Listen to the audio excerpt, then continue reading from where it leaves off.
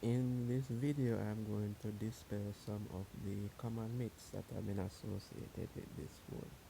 Okay, the first one, of course, is that since it was made in 2022 and it's running Android 12, it won't receive any updates. I'm here to tell you that that's not true. I picked up this phone a couple days ago and it's still receiving updates, and let me show you what I mean by that. Now, if you go into the About Phone settings and you check the status of the phone, you'll get some information.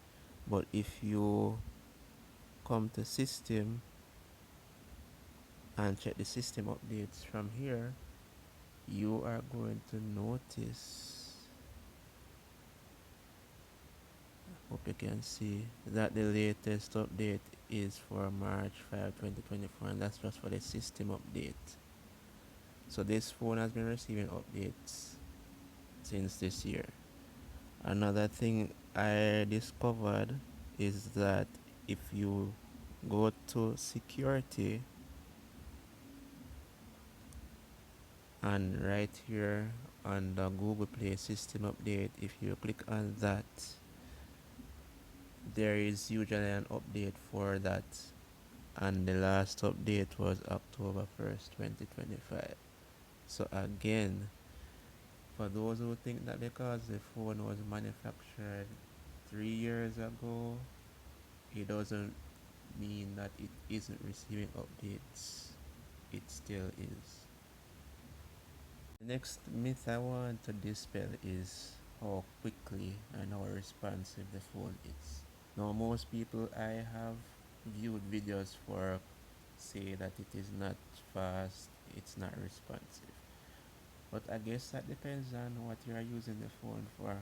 As I said in my previous video, there are a few tweaks that you can employ to get this phone to be more responsive, and the main one is to use the buttons feature instead of gestures, and you can turn it off or turn it on in settings. The next thing I want you to do is turn on developer options, which you can do by heading to the About Phone feature, find the build number, and tap on it 7 times to get that feature. Once you have done that, you can tweak the settings that are available to make this phone very responsive. And here are some of those tweaks you can employ.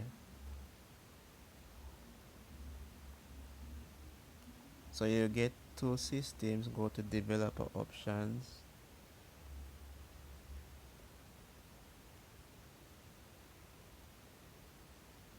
do a quick scroll through the options provided, and the tweaks you're going to check are logger buffer size. Change that to 8 megabytes.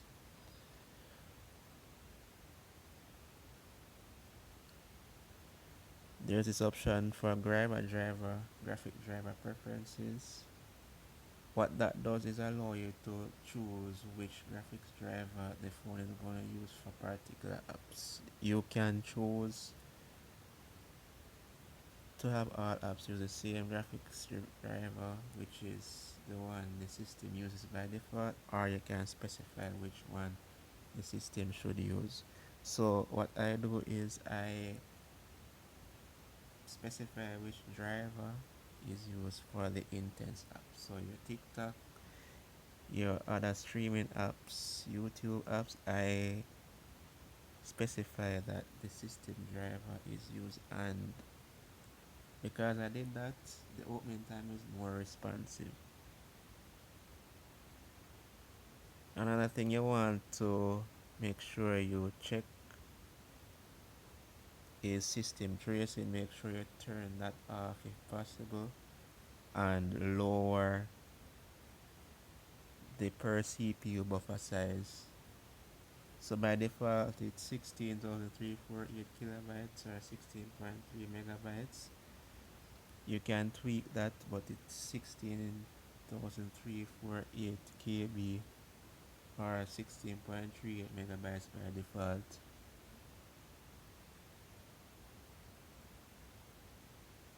And then the most obvious one is to scroll down to Windows Animation Scale.